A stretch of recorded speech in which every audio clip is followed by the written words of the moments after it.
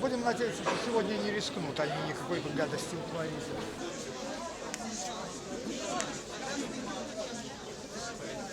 Люди добрі, дякую велике усім, хто прийшов. Дякую. А давайте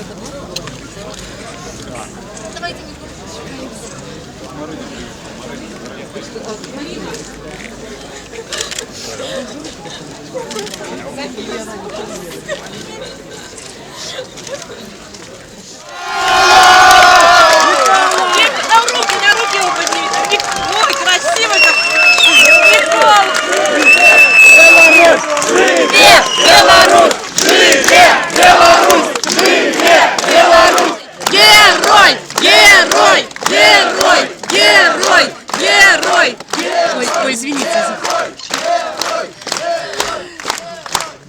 Красавчик. Хаткевичу президенти! Микола наш президент! Мало про людей, які мені відправили поштовхи, я значну частку дотримував. Але хочу подякувати так само тих мужних людей, які кожен день народження робили коли терміну фермер. Я його не бачив, хоча не дуже чув. Їх ловили, я ведаю, там не зловили. Этот год так само такое было. Дякую, я постоянно відчував підтримку. Я не відчував себе в розпачі, в депресії, я відчував себе в процесі. Я відчував, що нечто роблю для Білорусі самим фактом знаходження так. Давай! Подержу! Бутыль, Давай, дядь! Паша, тримай! Паша, давай сюди! Нет, возьмите пресс! не ризикуйте, я тебе скажу!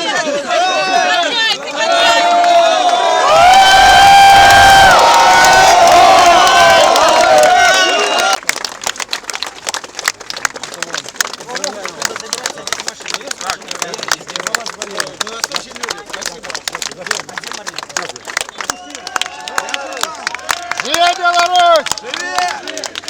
Беларусь! Живе! Беларусь! Живе! Беларусь! Вельми удало все склалося, удало заробили все з виборами. По сутності, патова ситуація для опозиції. Бойкот нельга і підтримка нікого з кандидатів нельга. Що робити невідомо. Тому мене і визвали. Почекали, що ніхто не збере 100 тисяч підписів. Показали свою слабость. Нема того, кого можна підтримати, тоді можна випускати. Ось, на жаль, така ситуація. Я не маю рішення, що робити сьогодні.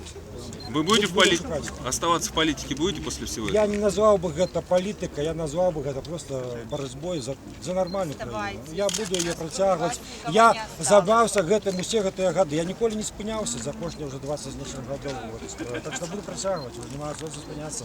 Думаю, что засталося не вельми шмат. Не вельми шмат. Каб зробити Беларусь вольну. Дякую вам, дякую. Вам дякую.